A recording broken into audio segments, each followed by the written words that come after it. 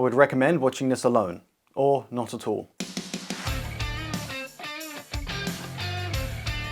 Hello players, come on in. Yes, yes, the bisexual is behind me. You are in front of me. I feel spoiled. Welcome to Sexy Tech. I'm your tech jester, Buzz Stringer. This is a tech news show wrapped up in nonsense. You know, it's a good time of the year right now because it's Plastic-Free July, and that's why all the attractive celebrities are hiding. Zuckerberg is still making appearances. It's okay, he's a billionaire. I'm very far away from being a celebrity. I hang out with my own kind. Failed YouTubers. Speaking of which, YouTube has a new tool for content creators, and no, they haven't changed management. That was a joke. I love YouTube. Please don't delete my channel. This new tool allows creators to cut out copyright content, music from their videos if it was accidentally in the background. Because, you know, manually sifting through 3 hours of gameplay footage to silence those 10 seconds of copyrighted Taylor Swift is just not how anyone wants to spend their Saturday. They want to spend their Saturday listening to Taylor Swift all of the time. This shiny new tool lets creators remove copyright tunes from their videos while keeping the rest of the audio intact. So a dog barking, your mother's unsolicited advice, and that unmistakable sound of your neighbours playing hide the sausage, all perfectly preserved, while the corporate music overlords prevent anyone from possibly hearing 8 seconds of distorted music for free.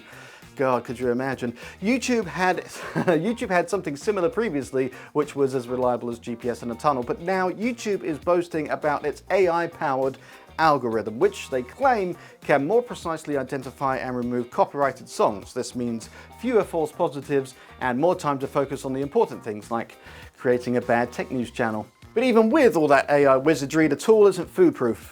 I don't know what that is, but it's not foolproof either, because in YouTube's own admission, the tool might not work if the song is hard to remove.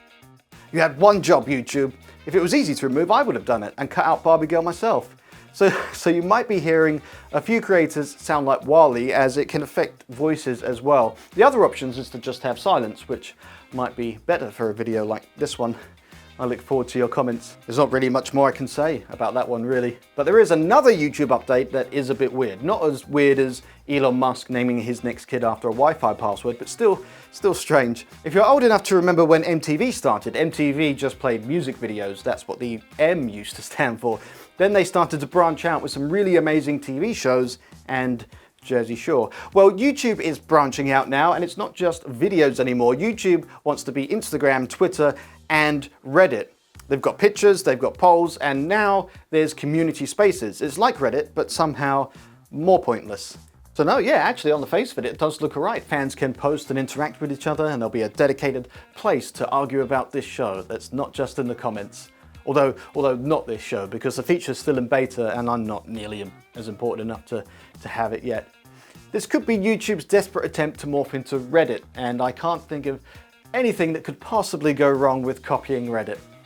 Currently, community spaces are as rare as a good Adam Sandler movie, but hopefully they'll work it out and it'll stick around longer than Google Glass. But none of this has anything to do with watching videos on YouTube. Welcome to 2024, where YouTube is trying to be everything except what we actually want it to be. It's the end of the show where we read some comments. We read comments at this point. Sometimes I ramble a bit first, and I do have some rambling to do.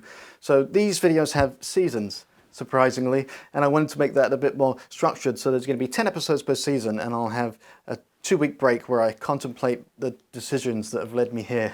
And then I'll be back again with some more nonsense. It might be better, it might be worse, but we'll find out together.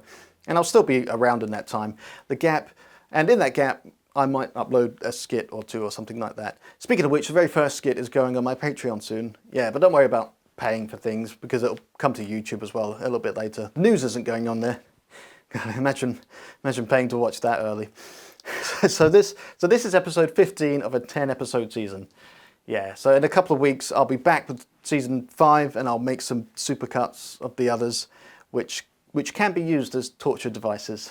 Okay, comments. So Roasted Meat 4379. Yo, it's the guy from Baby Reindeer.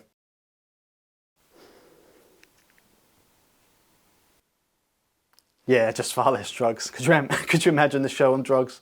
Actually, some of you might need him to get through it. Old Man's Eye. I think we should just give Nike the boot. With all the sweatshops, they are just trying too hard. And I love the lighting as well. It's delightful. Nice. You know I'm hoping your channel takes off. The world needs a little more insanity to balance out the crazy. I completely agree.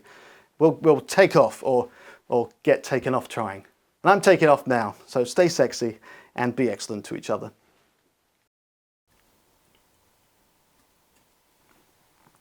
Coffee. That's not my cup of tea.